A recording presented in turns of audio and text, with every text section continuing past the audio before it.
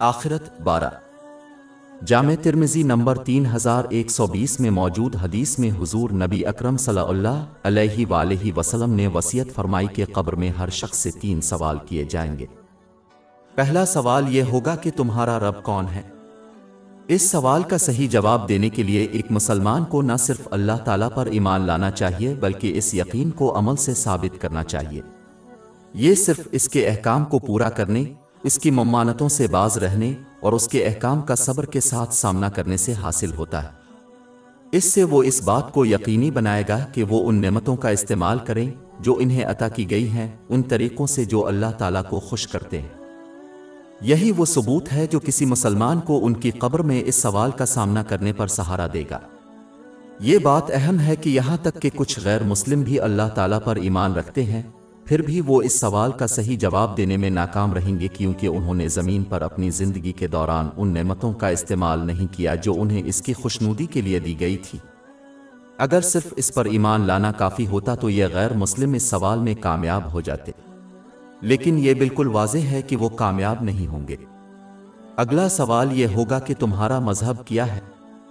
اگر کوئی مسلمان اس کا صحیح جواب دینا چاہتا ہے تو اسے نہ صرف اسلام کو ماننا چاہیے بلکہ اس کی تعلیمات کو اپنی روزمرہ کی زندگی میں عملی طور پر نافذ کرنا چاہیے۔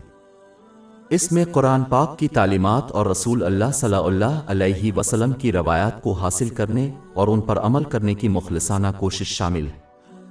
یہی وجہ ہے کہ سنن ابن ماجہ نمبر 224 میں موجود ایک حدیث کے مطابق مفید علم حاصل کرنا تمام مسلمانوں پر فرض قرار دیا گیا ہے۔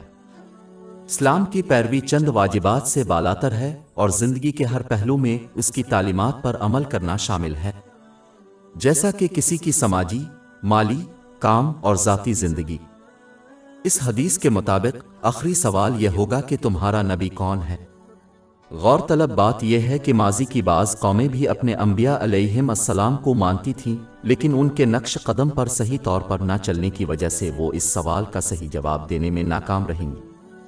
اگر کوئی مسلمان اس سوال کا صحیح جواب دینا چاہتا ہے تو اسے نہ صرف زبانی طور پر حضور اکرم صلی اللہ علیہ وسلم پر اپنے عقیدے کا اعلان کرنا چاہیے بلکہ اب کی روایات اور تعلیمات کو سیکھنا اور ان پر عمل کرنا چاہیے۔ انبیاء علیہم السلام کو بھیجنے کا یہی مقصد ہے، یعنی ان کی عملی طور پر پیروی کرنا۔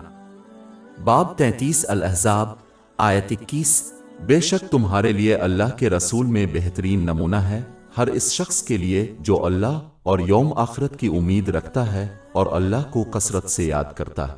اللہ تعالیٰ کی رحمت، محبت اور بخشش جو ایک مسلمان کو اس سوال کا صحیح جواب دینے میں مدد دے گی، اسی طریقہ سے حاصل کرنا ممکن ہے۔ باب 3 علی عمران آیت 31 کہہ دو کہ اگر تم اللہ سے محبت رکھتے ہو تو میری پیروی کرو، اللہ تم سے محبت کرے گا اور تمہارے گناہ بخش دے گا اور اللہ بخشنے والا مہربان ہے۔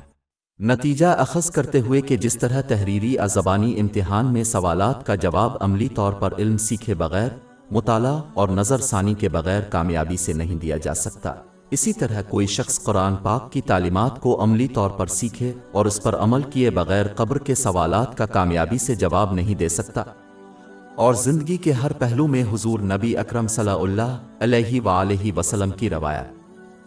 ہماری ویب سائٹ www.sheikhpod.com پر 400 سے زیادہ مفت e books, audio books, infographics, podcast اور بلاگ دستیاب ہے۔